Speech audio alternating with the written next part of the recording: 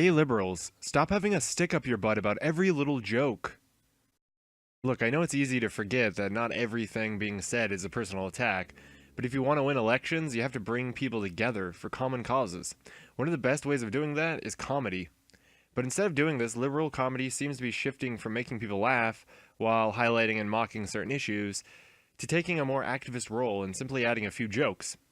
But with very few exceptions, this almost never works because it ends up being mostly not funny. Because rather than focusing on jokes and adding a message, it focuses too heavily on the message and then adds jokes. As a liberal, I find this highly troubling. But I also know it's not all liberals, so if you're watching this and you don't get outraged by jokes, congratulations, give yourself a pat on the back. If, however, your first response to an offensive joke is to go after that person's livelihood, then you may very well be attacking someone who could help win over more people to your political cause. Which, if that degree of moralizing is what you want to keep doing, then go ahead. But realize that behaving like that is what turned so many people against liberals and helped make Trump win the presidency.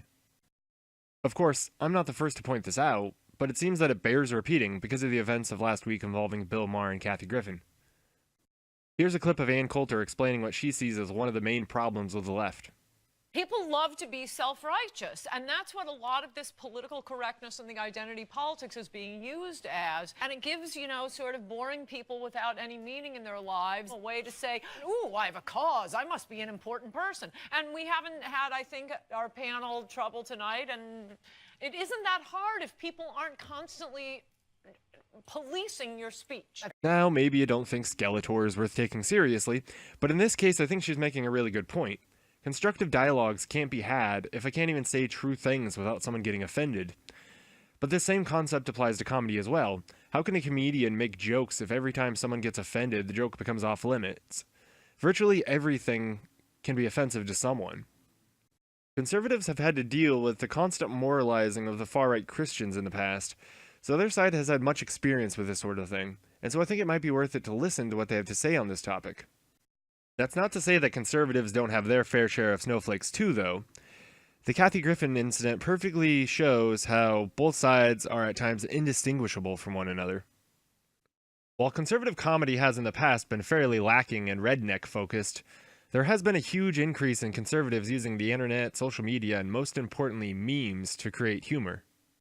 So we can do one of two things. The first thing we can do is keep up this trend of shitting all over comedy to protect feelings, or we can grow up and actually protect the values we care about by getting over jokes that were meant only to make people laugh. In other words, we can stop taking offense when none was meant to be given. And that doesn't mean people shouldn't get mad or aren't allowed to be offended. And obviously people can fight for more than one cause at a time. People can, of course, be mad at Bill Maher and still fight for political change. But I think if we keep this up, we will have a lot more problems to deal with. Like this guy. The Democrats have shown us their ability to provide reasonable presidential candidates, by which I mean they can't. So with that being said, we have to realize that we aren't going to get the president we want, which means settling on the least worst option. Unfortunately, that doesn't give us much to work with, but it doesn't leave us with nothing. The conservatives have shown us the power of the internet in swaying voter decisions, and one of the driving factors was comedy. Of course, if the Democrats try and prop up another corporate stooge like Hillary Clinton, then we'll be screwed either way, so it won't really matter. However, when it comes to Congress and local elections, there's still a lot to gain, and a lot of good that can be done from winning those seats. But by constantly whining about words, people stop caring about the causes and eventually just get sick of the whining. I mean, imagine if you were Bill Maher and you had to deal with potentially losing your job over outrage. How long before you give up on comedy, or pick a different audience? And I'm not trying to say that Bill Maher or Kathy Griffin were somehow going to win the election, but the more comedy we have on our side, the more people we can win over. The less comedy we have on our side, the more we push people away, to spend their attention elsewhere and potentially move on to other more entertaining causes, or give up on politics altogether and just become disinterested in any important causes. So while people can fight against words and still be against the president's policies, we have to remember that we live in a world where everything is connected to some extent, and so sometimes ideas that are not themselves incompatible end up in the real world not being achievable at the same time. And I think this is the case for comedy and liberal values. If we want to promote free speech, create a strong working class, and create inclusiveness and equality for all, then we have to be able to let people be free to make their own choices, and those choices include entertainment and comedy. So if you're pissed, then by all means be angry. Rant on Twitter, tell all your friends and family about it, stop supporting that person with views or money or whatever. But don't try and have their employer remove them. If enough people are mad at a joke, the effect of those individuals boycotting the show would be enough to create some financial impact that could disincentivize that behavior already. So by not watching and supporting them, you're already voting with your attention and possibly your wallet. So going to their employer or advertisers and trying to have the show pulled will only serve to have those who are not offended be pissed off by something they enjoyed being taken away from them. And not because it wasn't popular enough, but because a few people's opinions were given more weight and considered somehow more important than those who didn't share in the outrage. This doesn't help to end such jokes, it just pushes them to another medium, generally somewhere on the internet.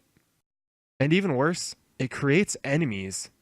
If all of our comedy is taken away by outrage, we will probably find the world to be a much more dull and boring place, and there will always be people who fight for the right to tell jokes and comedy. If we try and silence these voices, I highly doubt they will stay silent for very long. They'll just move on to other places where they can say what they want to say. Which could mean saying the same things, but with far less reach, and so possibly less people staying interested in the cause. Or worse yet, they may decide to actively stand up for political candidates who don't very much align with their political views, but simply won't try and silence their speech, which as of now seems mostly to mean conservative candidates.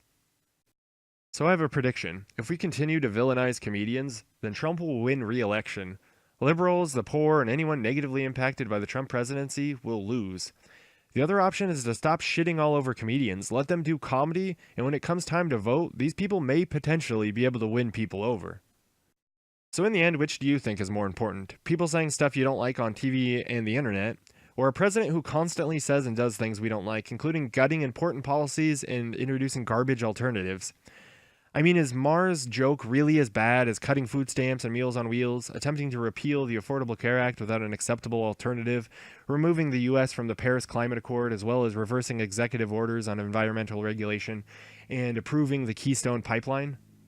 Unfortunately, we can't get everything we want, so we have to pick our battles. This brings me to one final thing I wanted to mention. I recently watched the Jim Jeffries Show, which premiered on Comedy Central earlier this week. The show talked a little about racism while surprisingly not arguing regressive identity politics. Not that I expected such a thing from Jeffries, but it seems to be all that Comedy Central pumps out these days. The unfortunate thing is, it wasn't quite the same as I remember his stand-up being. It just seemed to be much less witty and edgy. It still seemed to try and push the boundaries a little, but I feel like it just fell short and just seemed like another run-of-the-mill late-night news-focused comedy show. But still, it was better than most of the stuff I've seen lately, so I think for now I'll continue watching it and hope maybe with more time it gets better. Hopefully after a few weeks the show will find its voice and actually feel free to mock all aspects of American culture and politics without the fear of backlash. But then again, maybe I just need to stop being so delusionally optimistic about comedy and just accept that true humor is dead and not coming back. So let me know what you think in the comments. Is it time to give up on comedy, or is there still hope? You can also rate this video and subscribe and all that stuff. And thanks for watching, and see you next time.